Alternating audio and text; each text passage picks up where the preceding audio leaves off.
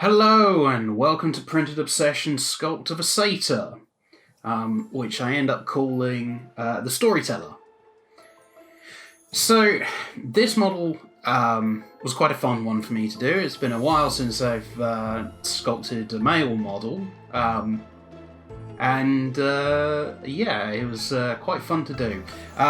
Initially I decided that I wanted to make the character look, quite mysterious, slightly serious, maybe a little intimidating, but maybe ultimately quite fun. The idea being that the average fey creature are kind of all of those and above. They're a little mysterious, they're a little strange, but once you get to know them, they're all right. If you're allowed to get to know them. So I kind of wanted to make make this guy have very strong features, chiseled jaw, all the, chiseled cheekbones, that kind of thing.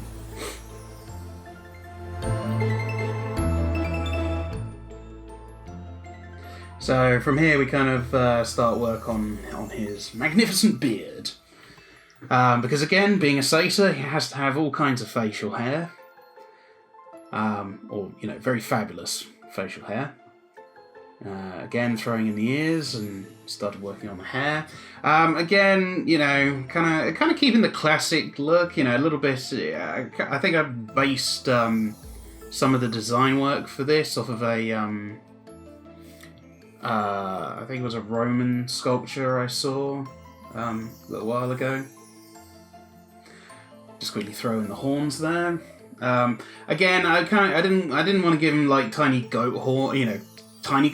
I wanted him to have quite an impressive rack of horn. I think that's the correct term. No, never mind. I had to go look it up. But yeah, here we go. Carrying on with the hoofs and the feet. Majority of the actual sculpt work for this was actually just in the kind of body work. He doesn't have any clothes on at all. It's literally just, he's got very fluffy legs, or he will do when I get around to actually sculpting them. So I did spend quite a bit of time on making sure his body was, ripped, and he's got abs, and he's got they've got the fingers across the ribs, and making sure he definitely looks the part. He's a seducer of women, maybe men too, I don't know. A mysterious storyteller.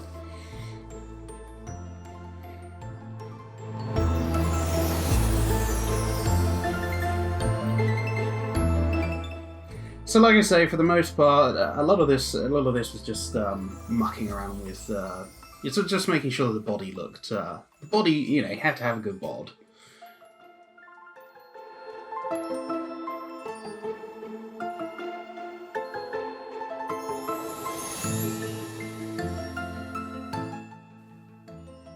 Majority of this kind of design work was done with just damn standard and clay tubes brush, damn standard to kind of cut it. Oh, and the smooth brush, damn standard to cut in the detail, clay tubes to lay in the form, and then a smooth brush to kind of meld it all together. The same goes for the hair on the lower legs. The majority of it was just this, add the basic form in. And then use the down standard brush to kind of cut in and shape the details, just to kind of bring it up, make it look right.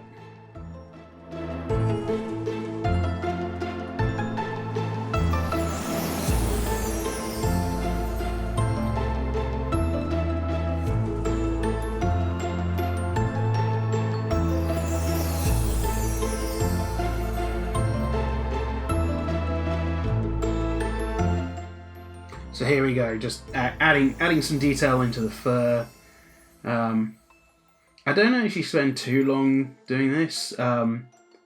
just because initially I kind of had I had a very strong idea of where I wanted to go with this character, and that was I wanted him. He's not going to be a combative character or a combative model. This was going to be, you know, like I say, a storyteller. You know, the character's point of contact for whatever the adventure would be in this region. You know, you wander through a woods and you hear the soft plaintive song of a flute off in the distance, and you approach and you reach a clearing and you see this this horned man, this satyr, quietly playing the flute, just playing the flute, just being what fey creatures are, which is just, they play the flute, they make music in the forest because they're fey creatures and that's all they do all day. Sorry, just again, little. It's a running joke from my paladin character. He had problems with fey. So here I go. By this point, I've kind of got the pose more or less worked out, and this is my process. You pose it, and then you sculpt with symmetry. You pose it in pieces, and then you re-sculpt to the new pose, and then you kind of smash it all together, and then you sculpt in the details. So you can see here, I'm starting to work on the hands. How the fingers going to be placed to make it look like he's playing this flute. Beforehand, I was working on, I made him, I gave him a subtle grin on his face, which again, something all fey characters seem to have. It's the the silly party members have just arrived in my forest. What are you doing here? Oh, I know, I have that little job I need them to do. Hopefully they won't be stupid enough to mess it up this time. Or something along those lines.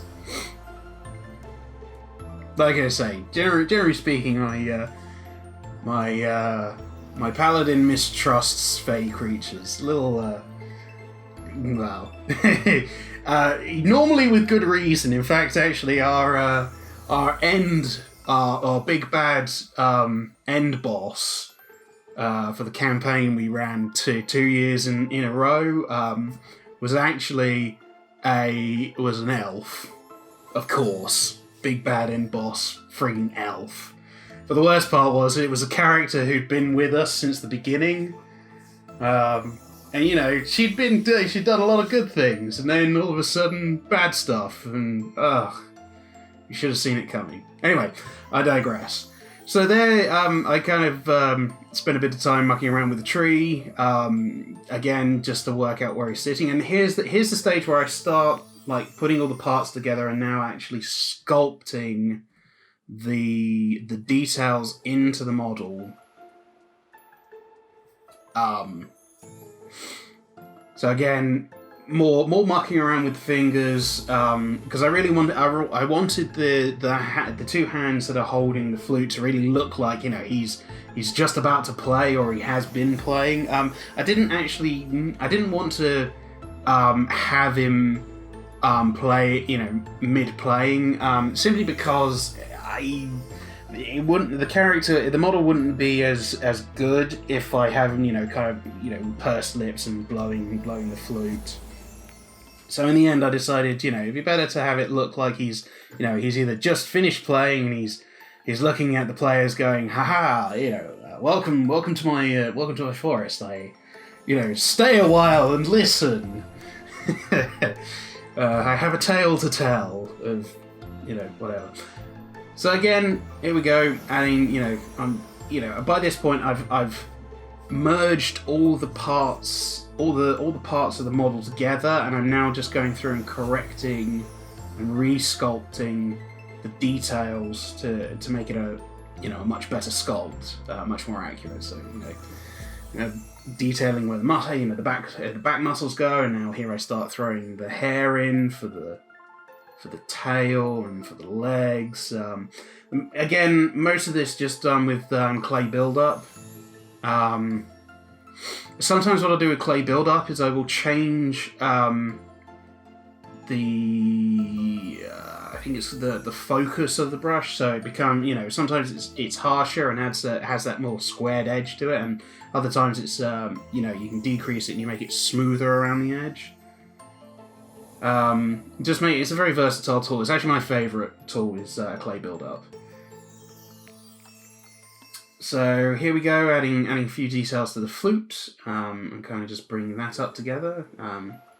Again, wanted to make it kind of look like it was either made out of horn or you know, wood.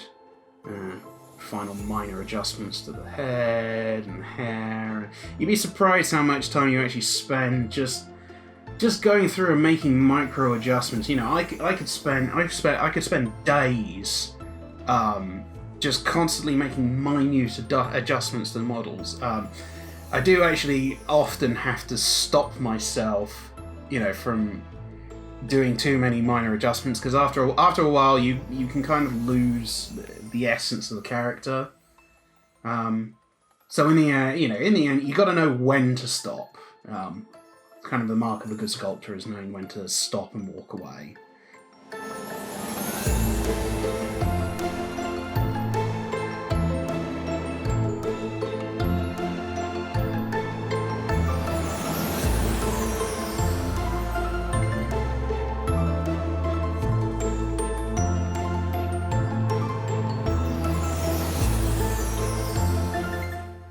So just adding a few more details to the base, just one more detail pass, please, just one more. Anyway, so from here we throw it straight into Substance Painter, where I actually start working on colouring him. So we're, you know, Substance Painter is an incredibly powerful piece of software. I've still only just started to learn it. I'm still learning, very much so, and you know, there's always something new to learn. So here we're working on the skin, and I mean the skin is made up of like 5 or 6 different layers. You know, and then we start adding in masks for the hair, and you know, a lot of the details actually generated from the topology of the mesh, and even the what's the word? Even the moss that I end up putting on the tree, you know, some of that is auto-generate, you know, is automatically generated from particle brushes that I end up using. In fact, actually here, I think this is the bit where, yeah, here we go. So I start using like a particle brush to like simulate where it's, you know, it's rained a little bit, so that's where the moss has kind of built up a bit. Just adding a few more details and, you know, just kind of cleaning it up. So this model eventually will go on sale as a full colour model for your purchase, so you can just have him straight out of the post and straight onto the table. And there we go. There's the finished model. He turned out nice in the end. Very happy with the skin colour and the rest of it, and yeah, he's just a great model. Anyway, so thank you very much, everyone, for showing up, and you know, if you've enjoyed what I've done, please like and subscribe, leave a comment down below, and maybe consider joining my Patreon. Links in the description. Bye bye.